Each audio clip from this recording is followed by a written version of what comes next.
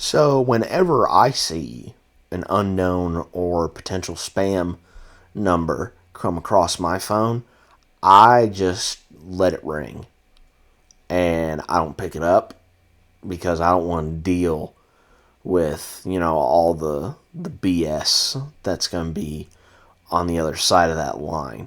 So, I don't know if Ghostface would ever, get me, but, that's just how I avoid spam calls, is that I just don't answer. I don't bother with them. So, that makes me a bit of a harder target for Ghostface if I'm not going to pick up the phone. That's all I'm saying. Hey guys, what's going on? It's Daniel Strunk from QuickTime Reactions, and yes, the big release that is going to be for February is Scream 7. This, of course, is the 7th entry, as the title says, in the Scream franchise, which this year turns 30 years old. It's absolutely insane. This movie sees the return of Neve Campbell's Sidney Prescott, who is actually named Sydney Evans in this movie.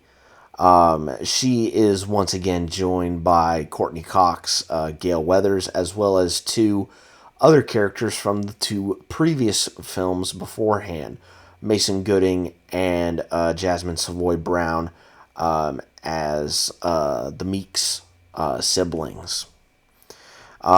In this movie, we also have some new characters in the mix. We have Celeste O'Connor, Sam Reckner, Tim Simmons, Anna Camp, as well as returning cast members like I mentioned, Courtney Cox, but the big one, of course, being Matthew Lillard returning as Stu. You all know how the Scream movies work by now. Random caller, wearing a ghost face mask, of course, calls and is basically going to threaten Sydney with, trying to kill her, essentially. But this is now spread over to her family, her husband, and to her oldest daughter, Tatum. Will she be able to protect her family? We'll have to wait and see. So, this movie has been through the ringer and back. Of course, this was going to be a continuation of the two previous films, which Radio Silence made, which I love those two Scream movies, 5 and 6. I thought they were both really, really good. And Radio Silence left after 6, and in comes the new man, Christopher Landon. But then, of course, the whole situation with Melissa Barrera and her firing, and then Jenna Ortega leaving, and then Christopher Landon leaving because of, all the stuff that he was getting thrown with, and this movie appeared to be in shambles. But then they started to bait people back with a little bit of nostalgia. Neve Campbell was going to be coming back, so was Matthew Lillard, and one of the godfathers of this franchise, if you will, Kevin Williamson, who wrote Screams 1, 2, and 4, and executive produced 5 and 6, is back in this franchise, not just to write, because he did write the script with Guy Busick, but he is also directing as well. There is a story credit to James Vanderbilt and Guy Busick, who was the team that wrote the previous two Scream movies. And so, hopes were, I would say maybe a bit tempered, but they were still excited. at the fact that, we're getting this new Scream movie with all these, previous characters coming back, and then the reviews hit. Now, it could be a matter of, it could be review bombing, or it could be the fact that, critics do not find this movie all that great. Because the last time I checked, critic reviews, over 90 plus critic reviews on Rotten Tomato, the movie is sitting below a 40% critic-wise. But audience-wise, it was, I think, in the mid-70s in terms of audience score. So there's a bit of a disparage in opinion. And do I think this is the best one out of, the recent trilogy that we've gotten? No, I don't think so. But I don't see this as a complete dumpster fire either. Like, I think this was a solid movie. Perfectly solid movie. First thing that I wanted to talk about was Williamson behind the camera. Because there are a few instances where there were some pretty good frames in this movie. And when I say really good frames, there were just like certain images that you were like, okay, you can pause that and then you can hang it up on your wall. There's one instance where one character is getting killed. That was really, really well shot. And then there's another one where Sydney's like running up a street and it's just like her silhouette with the light way off in the foreground. Or I guess it would be in the background. I thought that was really, really cool. And yeah, it's just, this movie really showed me that Williamson, like, knew what he was doing behind the camera. Characters in this, they're absolute classics. Like, Neve Campbell as Sidney Prescott, like, she could play this role in her sleep. As well as, Courtney Cox as Gail could play this in her sleep. The man I was most excited to see in this movie was Matthew Lillard coming back to play Stu. And he's not lost a step. He is still the absolute crazy man that he was in the first movie. And it was a joy to watch him be that crazy in the movie. I absolutely enjoyed it. And he's an absolutely awesome human being. And he's also a really good actor. And I would love the chance to meet him at some point. But yeah, he was awesome in this movie. The kills in this movie, I had seen an article somewhere about Neve Campbell talking about like the gore from the previous two movies and how like those two were over the top and this one was going to be dialed back. I don't know if she had seen, because there's one kill in particular where it's very bloody.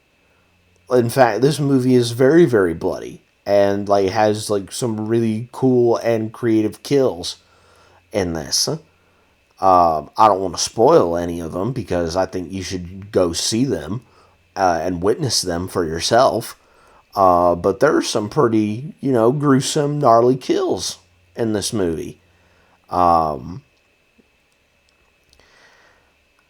Let me see here. I wanted to talk about the music. Marco Beltrami. Once again, coming back to score this movie. I thought he did a really good job with the score. Of course, integrating the stuff that would become accustomed to Scream. Like there's going to be Red Right Hand in there as well, which I thought they integrated pretty well. And then, of course, stick around for the credits because everyone's favorite horror rock band, Ice Nine Kills, has made a new song called Twisting the Knife that plays during the credits. So stick around and listen to that. I think you will not be disappointed. And that song also has one of the cast members of Scream 7, mckennagrace, on the track, which I want to pause and say, she's absolutely everywhere. Like, she is getting roles left, right, and center. She was in FNAF 2. She's in this. She's going to be in Hunger Games later in the year. She was just recently announced to play Daphne in an upcoming live-action Scooby-Doo project. Like, she is everywhere. Absolutely everywhere. Which, you know, I respect the hustle, you know, just continuously working. And, you know, everything that I've seen her in so far, she's been awesome in. And here, absolutely no exception. She was really, really good in this movie, but also in that Ice Nine Kills song, which, again, go and have a listen to that, because that was also really good. If I were to have one knock against this movie, is that this really treaded a lot over Scream 1 stuff. Like, I would say the opening scene after what I think typically is the opening scene in Scream is basically the first kill scene. After the first kill scene, I would say maybe the first 5 to 10 minutes, maybe, similar to Scream 1-ish. And then the Ghostface reveal, which I'm not going to spoil in this video, because I do intend on recording a spoiler review at some point. I want to give people time to see the movie before I put out my spoiler review. But the Ghostface reveal, I say it has a bit of a stronger motivation than, say, Scream 3, but not much more than that. Like, it's a solid reason as to why this Ghostface is wanting to, like, go after Sydney and her family, but it's not, like, the greatest reason in the world.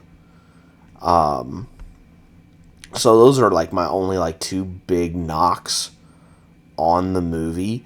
But other than that, man, I had a pretty fun time watching this. Like, Williamson showed that he knows his stuff behind the camera. It was a solid script, really good performances from the cast, really good score. Even though, again, it's not part of the main movie, please stay around for the credits to listen to that Ice Nine Kills song, because that absolutely rocks. And yeah, overall, man, I had a pretty fun time with this.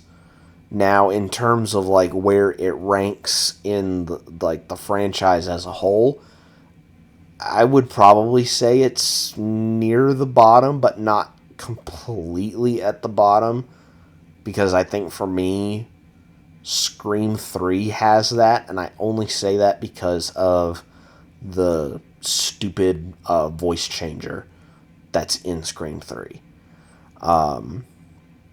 But that's just my opinion on it. But yeah, I had a pretty fun time with this. Like, again, it's not like the greatest thing in the world, but I had a pretty fun time with it. So I really don't have any, like, you know, big complaints. I only have, like, minor ones, but, like, I'd have a pretty fun time with this. But those are just my thoughts on the movie. What are your guys' thoughts? let me know down in the comments below. But I think that's going to be pretty much it for me on this one, guys. Be safe out there, and if you see someone wearing a Ghostface mask, it's probably for one or two reasons. One, it's a prank, and you just need to sock them in the face to, let them know that you mean business. Or two, it's an actual serial killer, and you need to run. So those are your two options. One way or another, it might end with, actually both options will probably end with blood being spilled somewhere. So, pick your poison. And I will catch you guys next time.